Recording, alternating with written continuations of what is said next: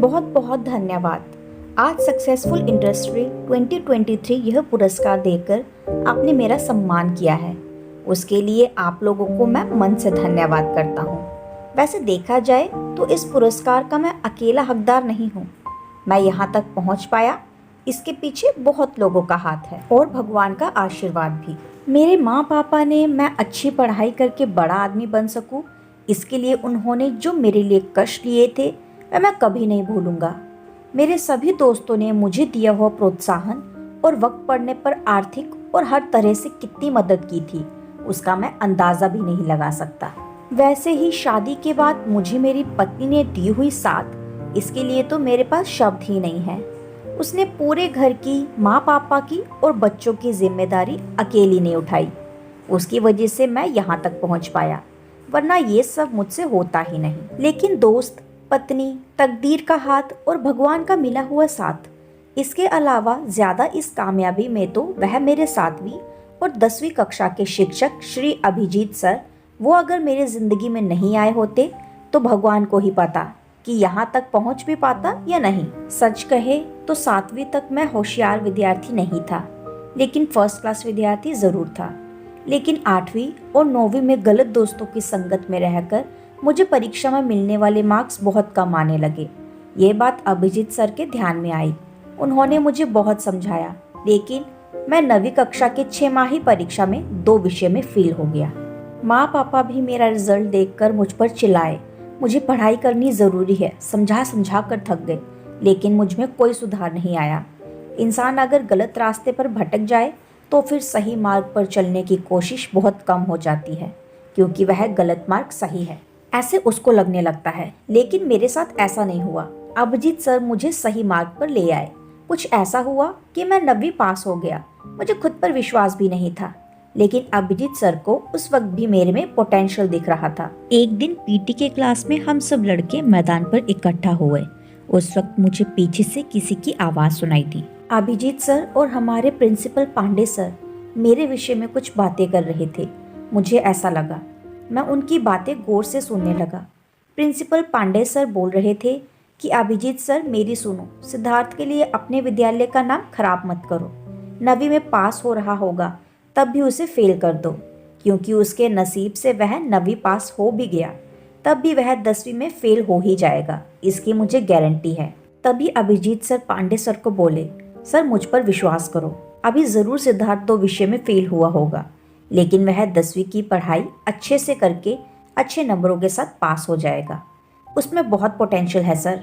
Abhijit sir का मुझ पर इतना विश्वास देखकर पांडे सर ने अभिजीत सर से एक शर्त लगाई। अभिजीत सर, अगर आपको सिद्धार्थ पर इतना विश्वास है तो फिर ठीक है, लेकिन अगर वह 10वीं में फेल हो गया और उसकी वजह से हमारे विद्यालय का रिजल्ट खराब आया तो आपको अपने ओवर कॉन्फिडेंस की सजा समझकर खुद इस्तीफा देकर इस विद्यालय को छोड़ना होगा।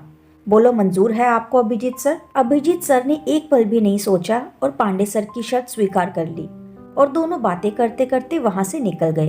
अभी मुझसे ही शर्म आने लगी।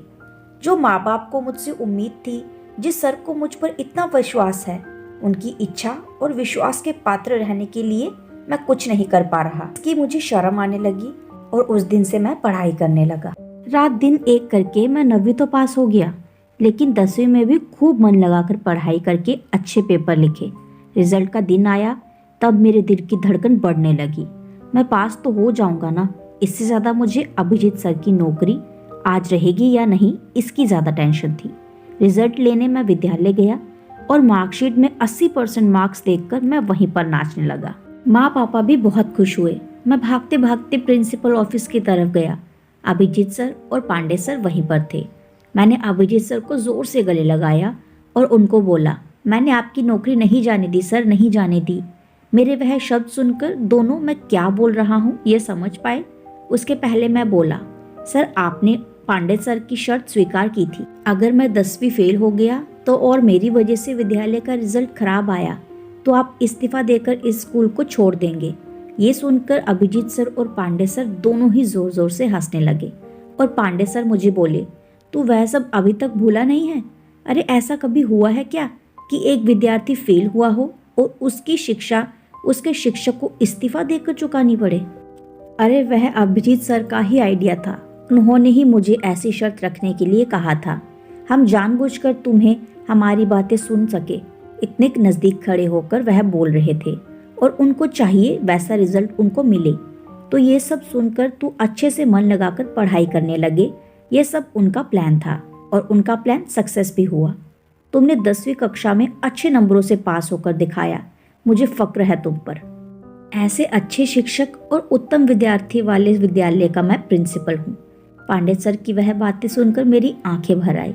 ऐसे शिक्षक मुझे मिलने की वजह से मैं यहाँ तक का रास्ता चल पाया, ये सब सिद्ध कर पाया। वह बोलते हैं ना कि अच्छा गुरु मिला तो शिष्य का जीवन सोना कर देता है। यह बात सच है। शिक्षक यह सिर्फ खुद का संसार चलाने के लिए पैसे कमाता है, इस उद्देश्य से नहीं पढ़ाता है, बल्कि वह एक अच्छा समाज बनाने का कार्य करता है।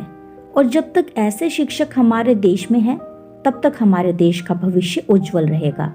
इसमें मुझे थोड़ा सा भी शक नहीं है। आज अभिजीत सर हमारे साथ नहीं है, लेकिन वह जहाँ भी होंगे वहाँ से ज़रूर ये प्रोग्राम देख रहे होंगे। तो कृपा करके सब खड़े होकर अभिजीत सर को स्टैंडिंग ओवेशन देकर उनका सम्मान करें, ऐसी मेरी इच्छा है। सब लोग खड़े होकर तालियों की आवाज़ करते हुए इस सुंदर प्रोग्राम का अंत करते हैं।